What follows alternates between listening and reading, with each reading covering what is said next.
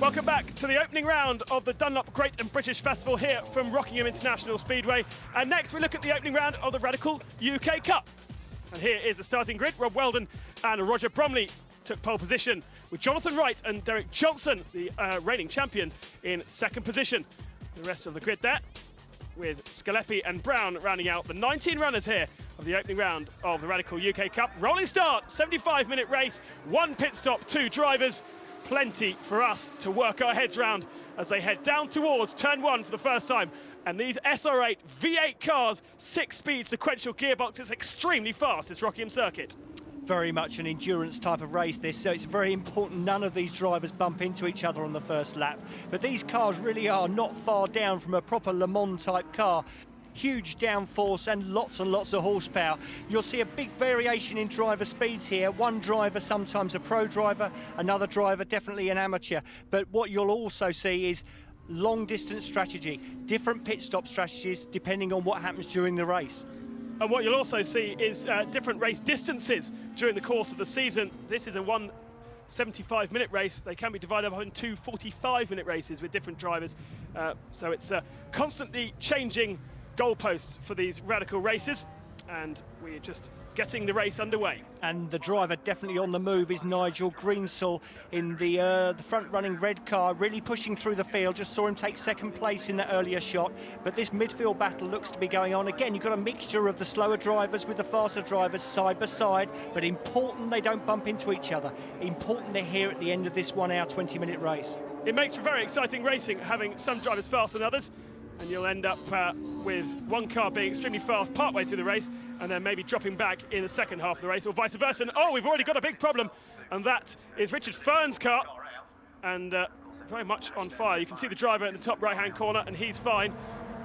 Not very happy with the car, though. No, not very happy. I think he's parked himself, well, not through his choice, obviously, but he's parked himself away from a marshal's post. So there's a little bit more fire going on there than he'd like. But into safety car period now. I wonder if we'll get anybody pit stopping in this section. It's quite earlier on in the race, but no, it's a restart now. So nobody, but a bit of contact there. Third and fourth place, side by side, bit of wheel banging. Going through turn 1 then for a first restart of this race. And as we said, the 14 car of Rob Weldon and Roger Bromley leads the race. It's the 20 car of Nigel Greensall who will be sharing that with Tom Ashton in the second half of the race in second position, the red car. But Rob Weldon, a seasoned professional, he is a pro, as is Nigel Greensall, and they are sharing with the AM part who'll be taking over in the second part of the race. In third position is the Terence Woodward Ross Kaiser car. And they are well up the field after destroying their car here last year. The last round of the series last year was at Rockingham and had a massive accident with Ross Kaiser at the wheel. That's a new car, and it's running in third position at present. Now also these cars will be in much better fettle, so their brake pads, the tyres, fuel loads will be much better. They do refuel in the pit stops, but they can't change tyres. Oh, they can do, but they'll just lose time. Back on board here with Colin Noble. He's looking at the battle ahead of him in the midfield. Bit of an overtake going on here, but as he comes, oh, that's very close there with car number 18, I think it was.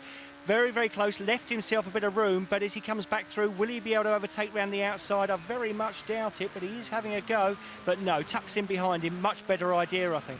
Yeah, as you say, 75 minutes in this race, so no need to be battling too fast, too quickly. The other car just ahead of him was the Edwards and Kane car. That's not actually an SR8. You can see it's a slightly different shape. It's a PR6, and just a little bit less horsepower, but slightly lighter, and able then to mix it with the SR8, at the moment at least.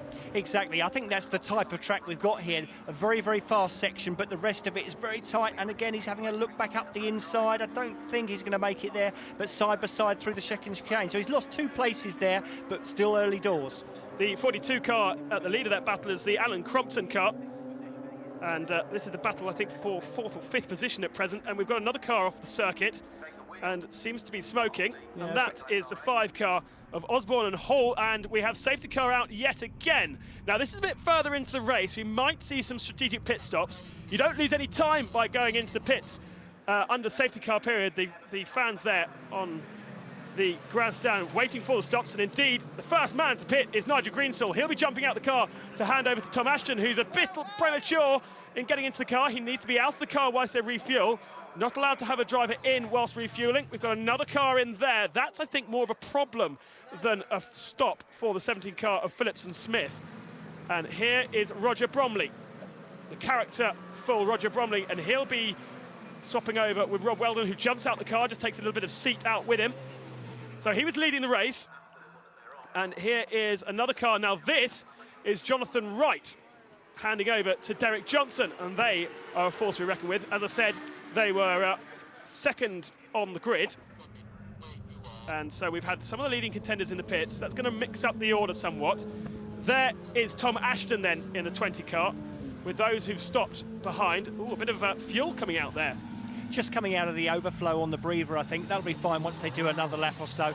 But there we go, Derek Johnson coming out the pits. This has been ideal for him to make a driver change. And then we also have car number 88 coming into the pits. So they're all thick and fast in the pits under this safety car period. Terence Woodward and Ross Kaiser, we saw that car in third position early on. Just going back to Derek Johnson, he recently won the opening round of the European Cup with Stuart Mosley and is reigning champion in this UK Cup with Stuart Mosley, but using John Wright as his teammate this year. And there is Ross Kaiser getting into the car. A little bit nervous about racing around Rockingham because he had a massive accident last year. But safety car in now, and we're back underway. And it's all a bit mixed up for the moment. I think the 42 car of Alan Crompton is leading away. We've got back markers in there as well. The 7 car is the yellow car of Freeman and Williams. And that's Tony Freeman on board at the moment. Again, not made their stop as yet. Getting a toe up out of the oval circuit. He's very late on the brakes. Will he catch him? Yes, he has pushed him wide. That'll get him into place. Runs very, very wide. Makes it easy for him in the end. One thing to say in those pit stops is that the Ashton Greenstall car lost a lap under the safety car. One of the only cars to do so. Had to be held at the end of pit lane because they are Pro-Am. And any Pro-Am car, as Roger Bromley just loses the rear end there, any Pro-Am car has to do an extra 20 seconds in their pit stop. We've got more pit stops going on under green flag conditions. So these guys are really compromised in the strategy now, and that's the 44 car of Scalepi and Brown making their way through the field after qualifying last. That's right. I think in that car, 42, it's Andy Wallace, I believe, isn't it? 42? Yeah, and they've actually stopped. So they're fighting for the lead of the race. That isn't a change of position, though, because the 20 car of Tom Ashton is a lap down at the moment. Very, very confusing in these safety car periods. Different drivers, depending if they have... Oh, and a big shunt! Unbelievable! A big hit on the wall there. Driver looks okay. But totally destroy the car on the wall of turn 1. That's Ben Johnson in the car. Normally shares with his dad, but this weekend doing the whole 75 minutes on his own.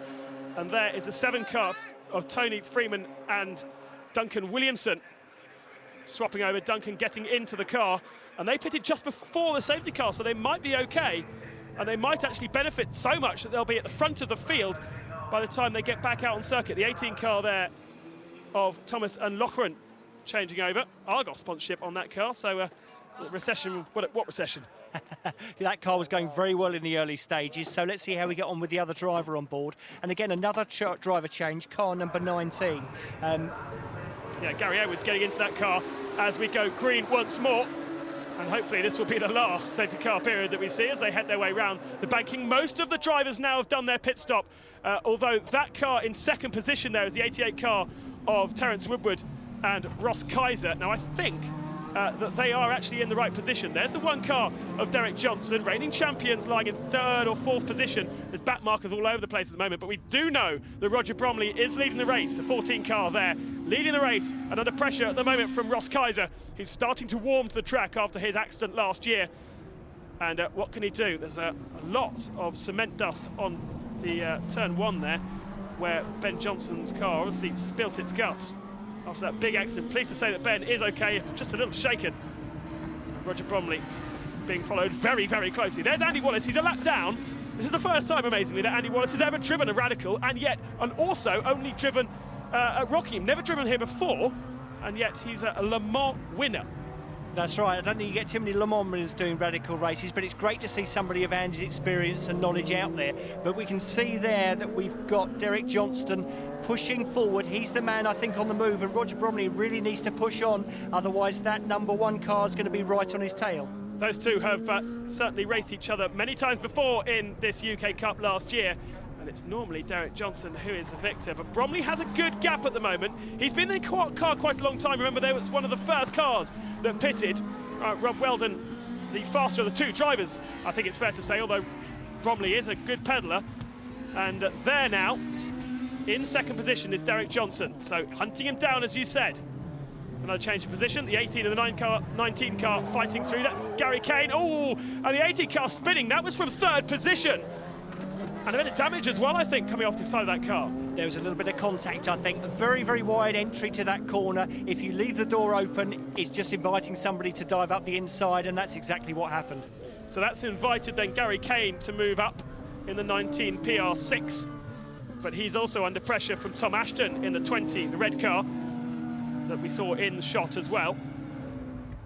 Now, what's happening here? This is further down the field, the 71 car we've not seen. And that's a change of class, I think. And that's Phil Abbott, the owner of Radical, taking a position. That's right, we haven't seen much of him in the race, but he's been steadily working his way up from the back of the field, and now he's in the lead of Class B, so looking very strong. This is for the lead of the race, though. Roger Bromley in the 14 car, Derek Johnston in the 1 car, both run by Radical, worked cars as such. And Derek Johnson just has a quick look down the inside. It's only really one line through the final chicane, and therefore decides against it, but just takes a tighter line through the last part. Holds it tight yet again onto the banking. Roger Bromley probably nailed the throttle just a little early there, just got the tail a bit loose. And it's flat out now, probably 150, 160 mile an hour in these Radical cars as they go through turn 1. Absolutely flat chat with the downforce working very well. And now braking into Dean, and oh, a diving move there from Derek Johnson. He's moved himself ahead of Roger Bromley. What a brave move. We've got yellow flag, so it's just been done before the yellow flag zone. But a great move from Derek Johnson to put himself ahead of Roger Bromley, and that's the reason why. I think that's the 18 car of Thomas and Loughran, who we saw involved in an earlier accident and now retiring out of the race. And Ross Kaiser retiring out of the race as well in the 88 car. He was running well. He has a look to the back of the car. And I fear that there might have been an engine problem. The oil flags fly to suggest the case. And then the race was red flagged. And so Derek Johnson then took victory, but only just. It was pretty tight with that overtaking move. Roger Bromley takes second, and there's Andy Wallace enjoying his Radical experience, lying there on track in third, but a bit further down on the final standings. It was Ashton and Greensall who took third position. Edwards and Kane in that PR6 in the 19 car in fourth. Then Abbott and Vignali in fifth position. And there's the rest of the finishers. I mean, Massimo did 90% of the work. We went through the first 2 pace car periods, and then we stopped in the third one. He caught me half in the loo. I was just coming back from the toilet, a gentle stroll, when he was coming down the pit lane, so we had to hurry it up a bit and get in the car. It's a brilliant result, and we weren't sure really off yesterday with the rain and things with where we would sit really, but this morning qualify we did really well, and Jonathan drove really well. It's a little bit difficult to find the rhythm, but then it's positive. We find that the right moment to come back at the last safety car, and it paid off. So we just kept it on the road, and the car was fantastic. So the Radicals head to Spa in the second weekend of May for their next round, and we'll be back in just a second with Dunlop Sports Max and Minis.